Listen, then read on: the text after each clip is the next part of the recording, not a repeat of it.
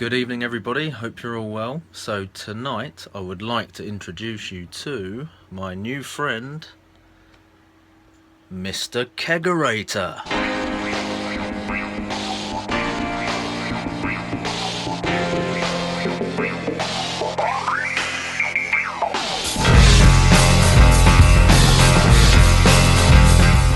Right, so what I want to do today is basically just go through the setup that I've got behind me here. So I've got a Tap Kegorator and just go through quickly how I've sort of put that together and set it up.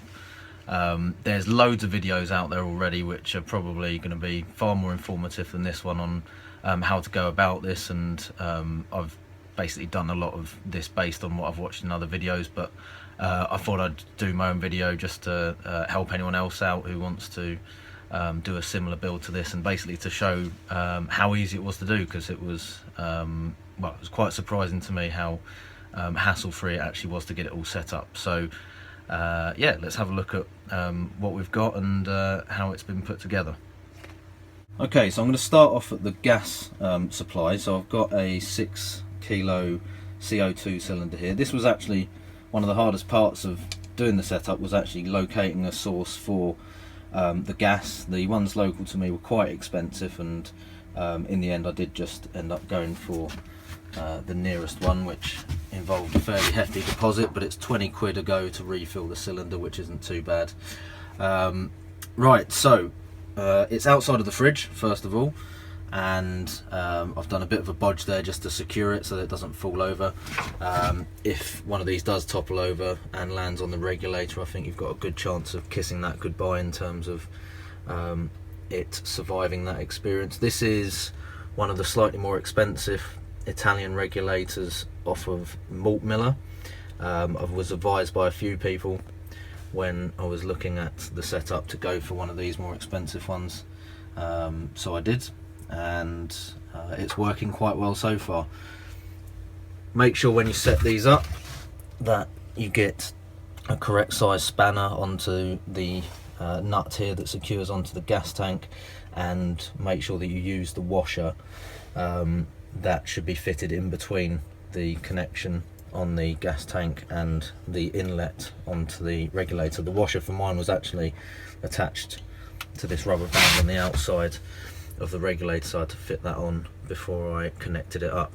At the moment I've got it set to 15 psi, and I'll talk a little bit more about that later. The valve pressure is controlled with this nut here, so it's not a big kind of tap handle thing on here. That slightly confused me when I first got it, because I thought that it would be screwed all the way in to be closed, but in fact it's the opposite. So the first time I connected it up and turned it on, I did actually blast very high pressure into the tanks, but luckily it didn't kill anything.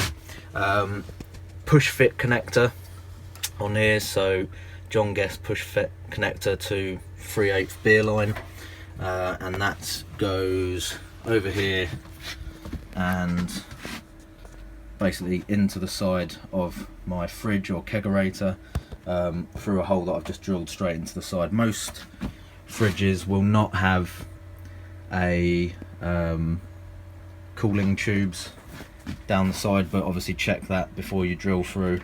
In this case it was fine. And then inside we've got the 2 corny kegs. You can see at the back there just about where I'm using a splitter to split the line into 2 gas lines for the 2 separate kegs, and then those go, that was convenient, the light just came on there, and those go onto the ball lock connectors which attach to the kegs. So just keeping it as short as possible there, so the lines aren't being bent too much, or too much pressure being put onto the connectors. So the product outlet on both kegs goes to a very short length of 3/8 line, which goes straight into this adapter here, so that's 3/8 to 3/16, and then the thinner tubing on both of them goes straight up to the door got another adapter which just converts it back to 3/8 pipe to go straight onto the shank on the back of the tap. So the two taps are mounted straight through the door, as you can see,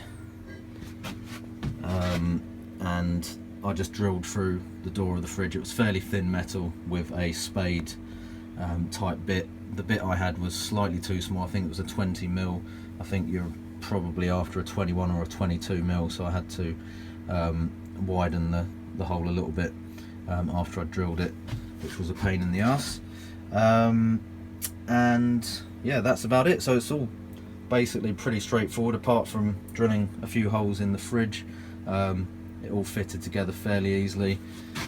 When you are cutting the gas and beer lines, I would just say make sure that you get a nice clean flat edge on those. I think there's proper tools to do it with. I don't have one of those, but I just used a very sharp blade and cut straight down through those to get them nice and straight. Let's look at the rest of this. So on the front, as I said, we've got the taps.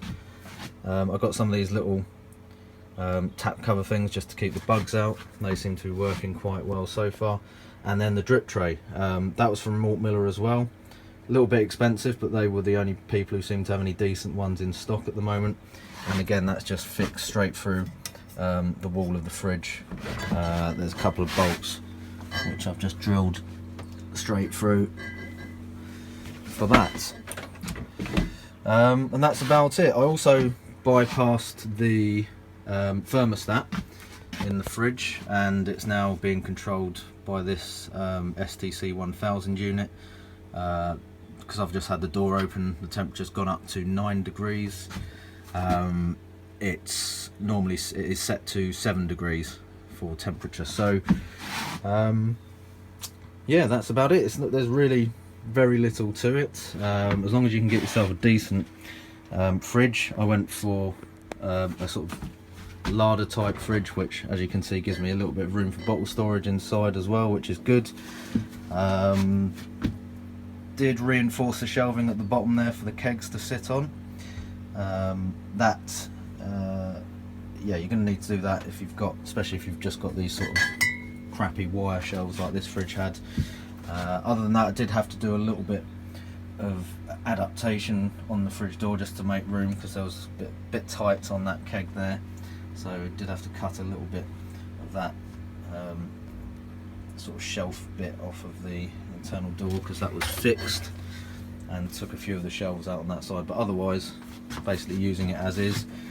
I followed a video for bypassing the thermostat, so that is just running purely off of this controller now.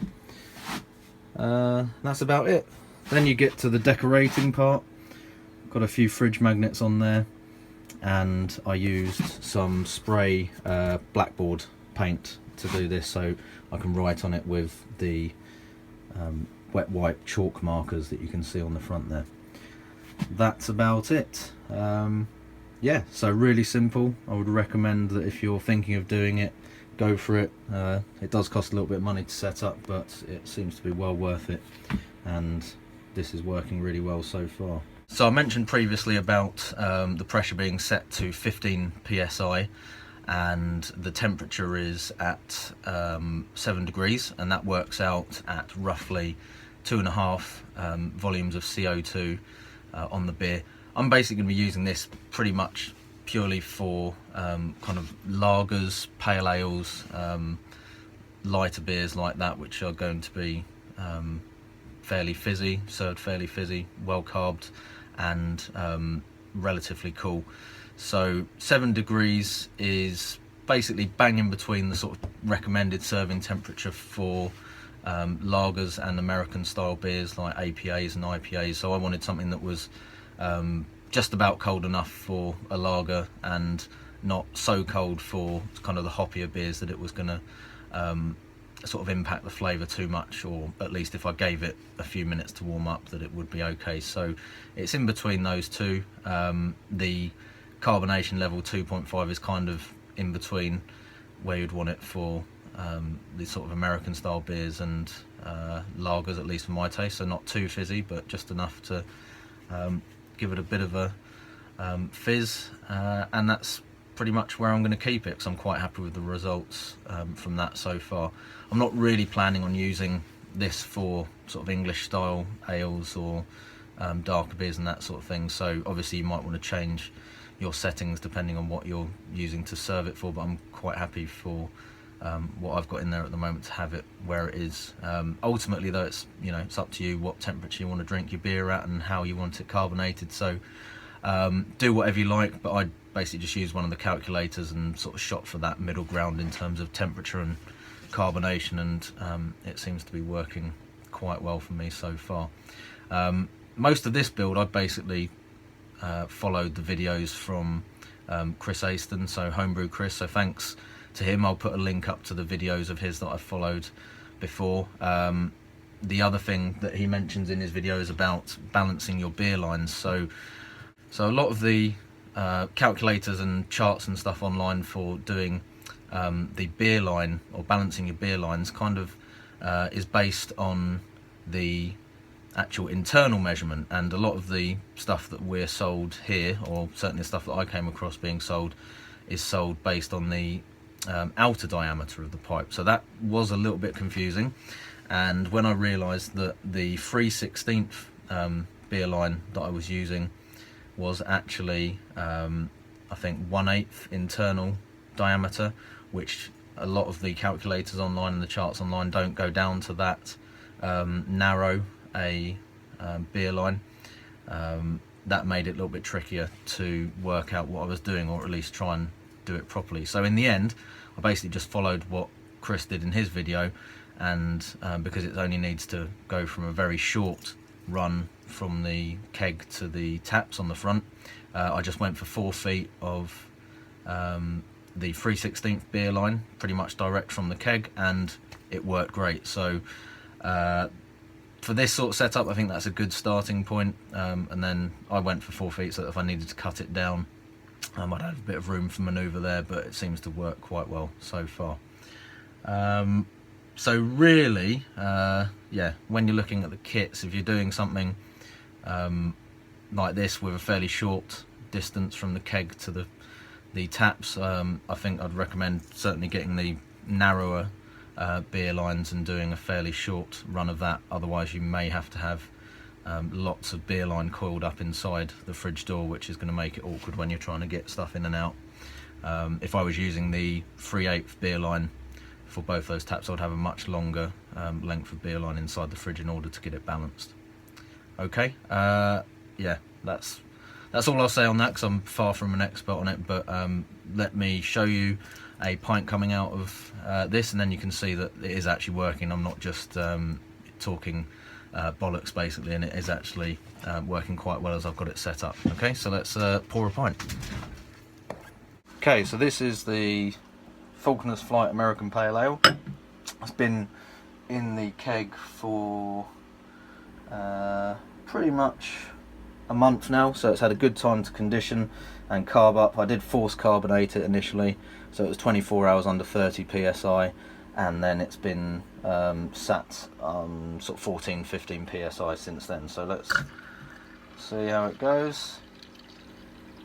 As you can see, it pours reasonably quickly. Decent head on there. The beer's cleared quite nicely as well.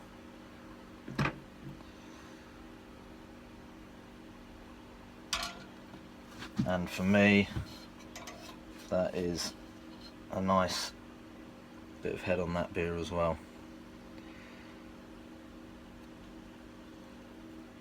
So there we go, that's the keg in action. Works great. Thanks for the videos, Chris. That really helped, and hopefully this will help some of you guys as well, just to show you how I've done it. Okay, cheers guys. I'm the dude, so that's what you call me, you know, that or his dudeness, or duder, or you know, El Duderino.